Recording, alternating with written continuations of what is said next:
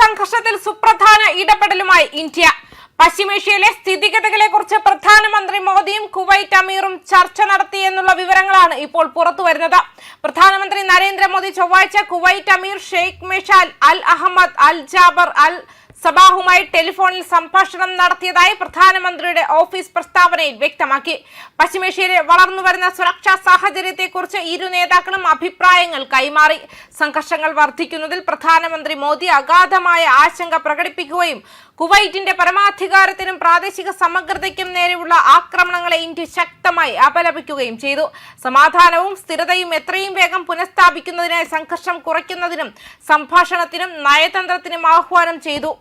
കുവൈറ്റിലെ വലിയ ഇന്ത്യൻ സമൂഹത്തിന്റെ തുടർച്ചയായ ക്ഷേമത്തിനും സുരക്ഷയ്ക്കും വേണ്ടിയുള്ള വ്യക്തിപരമായ ശ്രദ്ധയ്ക്ക് പ്രധാനമന്ത്രി മോദി അമീറിന് നന്ദി പറയുകയും ചെയ്തു.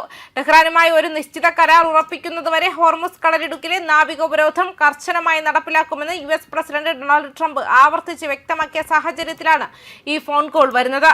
ന്യൂയോർക്ക് നിക്സും സാൻ അന്റോണിയോ സ്പർസും തമ്മിലുള്ള NBA ഫൈനൽസ് മത്സരത്തിൽ പങ്കെടുത്ത ശേഷം ന്യൂയോർക്കിൽ നിന്നും പുറപ്പെടുമ്പോൾ മാധ്യമപ്രവർത്തകരോട് സംസാരിക്കവെയാണ് US പ്രസിഡന്റ് ഈ വിലയിരുത്തലുകൾ നടത്തിയത്.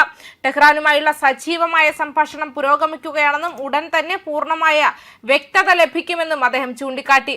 ഒരു തരത്തിലും രൂപത്തിലും ആണവായുധങ്ങൾ അനുവദിക്കാത്ത വളരെ നല്ല ഒരു കരാറിന്റെ അവസാന ഘട്ടത്തിലാണ് നമ്മൾ. കടലിടുക്ക് ഉടൻ തുറക്കും, ഒപ്പുവെച്ചാലുടൻ അത് തുറക്കും. 2-3 ദിവസത്തിനുള്ളിൽ അത് സംഭവിക്കാമെന്നും അദ്ദേഹം കൂട്ടിച്ചേർത്തു.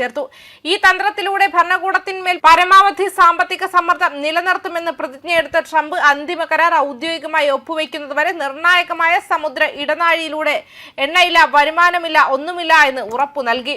നടന്നുകൊണ്ടിരിക്കുന്ന പിന്നാമ്പുറ ചർച്ചകളുടെ ഗതിയെക്കുറിച്ച് ശക്തമായ ശുഭാപ്തി വിശ്വാസം പ്രകടിപ്പിച്ച US പ്രസിഡന്റ് ദിവസങ്ങൾക്കുള്ളിൽ ഒരു പ്രധാന നയതന്ത്ര വഴിത്തിരിവ് സാധ്യമാകുമെന്ന് സൂചിപ്പിച്ചു.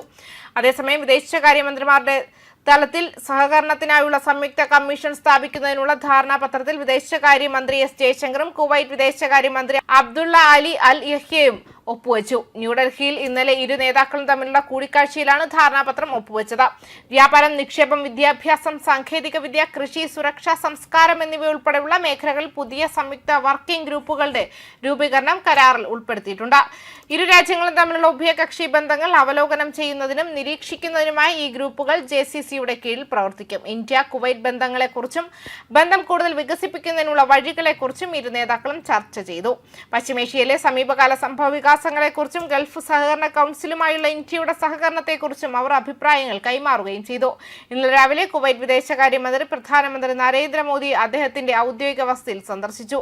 GCCയുടെ കുവൈറ്റിന്റെ നിലവിലുള്ള പ്രസിഡൻസിക്ക് കീഴിൽ ഇന്ത്യയും ഗൾഫ് സഹകരണ കൗൺസിലും തമ്മിലുള്ള അടുത്ത സഹകരണം കൂടുതൽ ശക്തിപ്പെടുത്തുമെന്ന് പ്രധാനമന്ത്രി മോദി ആത്മവിശ്വാസം പ്രകടിപ്പിക്കുകയും ചെയ്തു. നിക്ഷേപം, ഊർജ്ജം, സാങ്കേതികവിദ്യ, സംസ്കാരം, ശക്തമായ ജനങ്ങൾ തമ്മിലുള്ള ബന്ധം എന്നിവയിൽ സഹകരണം വർദ്ധിപ്പിക്കുന്നതിനുള്ള നടപടികളെക്കുറിച്ച് പ്രധാനമന്ത്രി മോദിയും കുവൈറ്റ് വിദേശകാര്യമന്ത്രിയും ചർച്ച ചെയ്തു. കുവൈറ്റിൽ താമസിക്കുന്ന 10 ലക്ഷത്തോളം വരുന്ന ഇന്ത്യൻ സമൂഹത്തെ പരിപാലിച്ചതിന് കുവൈറ്റ് നേതൃത്വത്തിന് മോദി നന്ദി പറഞ്ഞു.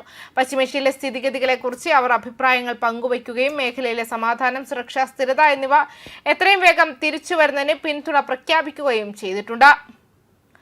ന്യൂസ് ഡെസ്ക് കർമ്മ ന്യൂസ്.